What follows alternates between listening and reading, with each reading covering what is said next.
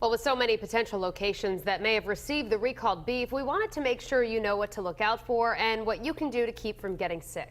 Eyewitness News reporter Mara Kennedy spoke with a doctor today. She continues our in-depth coverage from the mobile newsroom. Doctors say eating beef with high levels of E. coli is very dangerous and in some cases can cause death.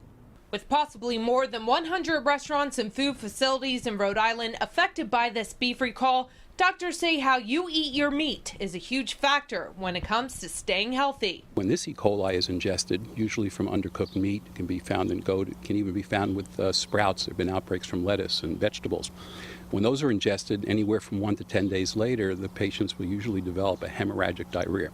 So it's usually diarrhea with blood, terrible abdominal cramping, vomiting, and very infrequently any fever. Gastroenterologist Dr. Michael Nessison tells Eyewitness News these E. coli symptoms are very dangerous to your health. In some cases, it can cause a disease called hemolytic uremic syndrome, which carries a 5 to 10% death rate.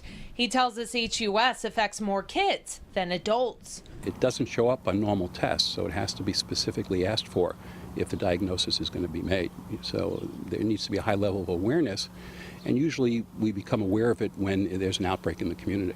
With the Memorial Day celebrations just days away, Dr. Nessison says there are easy ways to prevent foodborne illnesses. He recommends washing fruits and vegetables with soapy water and cooking meat to 160 degrees. If you or someone in your family does get sick, Patients may require intravenous fluids, they may require hospitalization.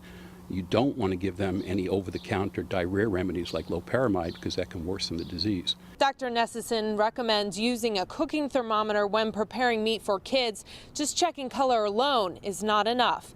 Reporting with the mobile newsroom, Mara Kennedy, Eyewitness News.